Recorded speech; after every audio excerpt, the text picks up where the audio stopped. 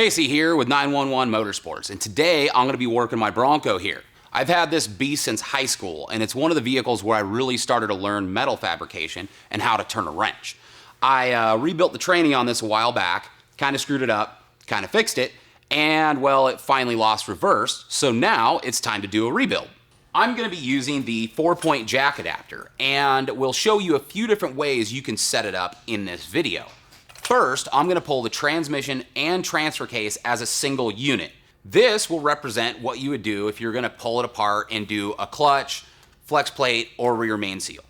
Then I'm going to put it back together and pull it apart like normal. I will remove the transfer case first and then the transmission. Stay tuned to see how it goes.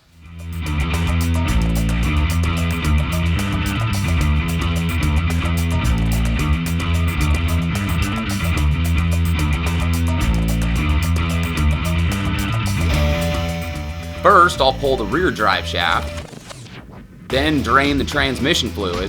This stuff is black and nasty. Then the transfer case fluid. Next, the front drive shaft comes out. Then I pull the exhaust out of the way.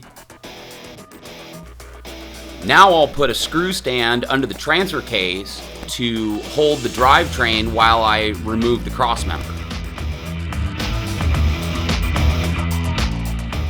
Now that we are pretty much ready to remove these, the next step to do is to find the imaginary center of gravity of these objects being removed.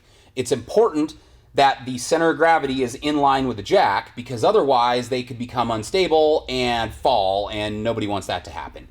So this C6 tranny right here is weighing in right around 200 pounds. The NP205 transfer case back here is about 150 pounds. It's a little bit lighter, but it's also spaced back off the transmission a little bit. So I'm going to guess that the center of gravity is going to be pretty much centered between the two objects. So now I just need to grab my tape measure and measure. Looks like we're about 36 inches, which would be 18 inches is in the middle right here. So that is where I'm going to guess the center of gravity is. And now that I know where I want to put the jack, I just need to jack this guy up and find some good pick points.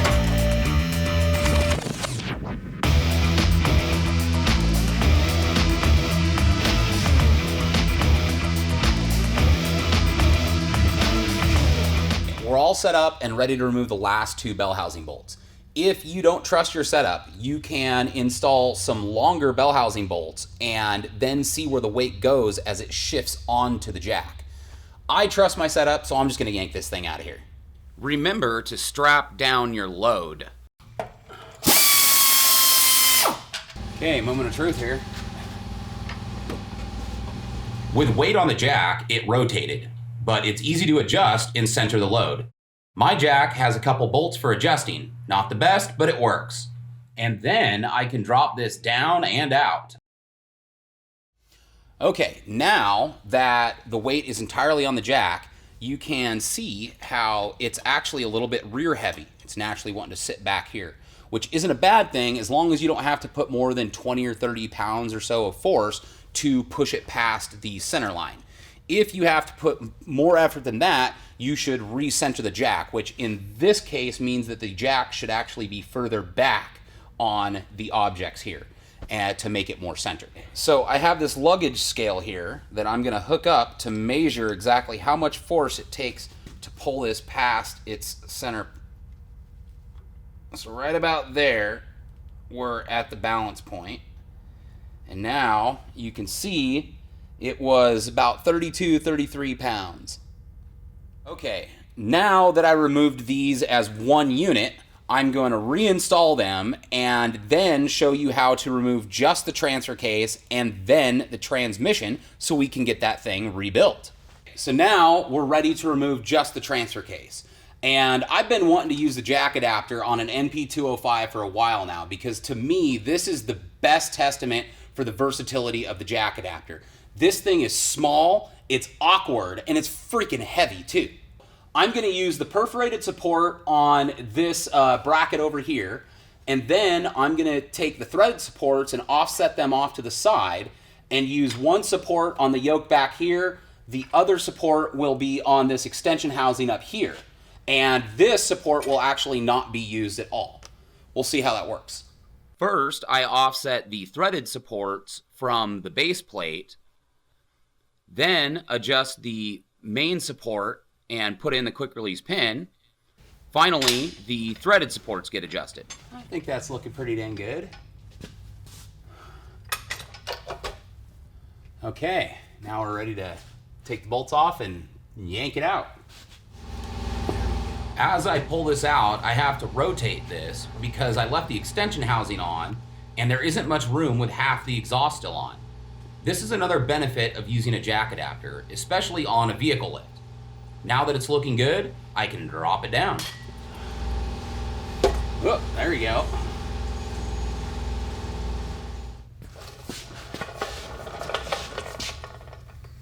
Okay, before I pull this off the jack, I want to mark where it's set up so that way when I go to put this back on, I know how to set the jack adapter up without having to guess it.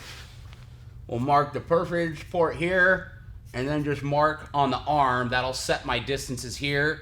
And then once I pull this off, I'll measure where I'm at here. I could use a cherry picker or a buddy to pull this off, but since I'm still pretty young, I'm just gonna go ahead and yank this thing off of there.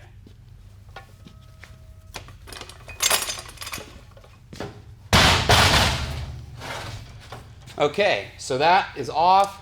Now we'll just measure threaded support height and make a note, and we're ready to get the transmission out.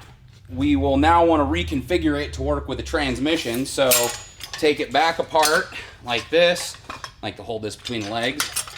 Pull this guy off, threaded supports back to the middle, and then put this bar back in, and then we can lift it up and set it up for that transmission.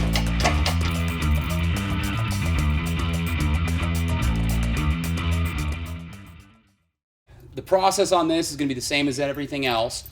What we're going to want to do is center the jack on the transmission, center of gravity, and then set up the pick points, and we'll be ready to yard this thing out. We're going to measure 20 inches, so center line is right about here. That looks like about where our jack is.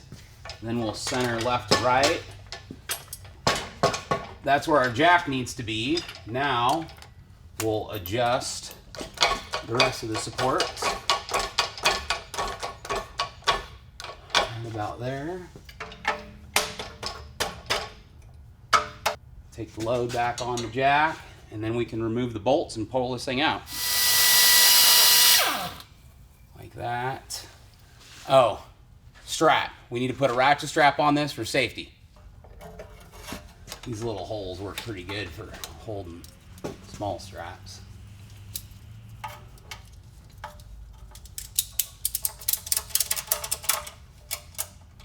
Just like that.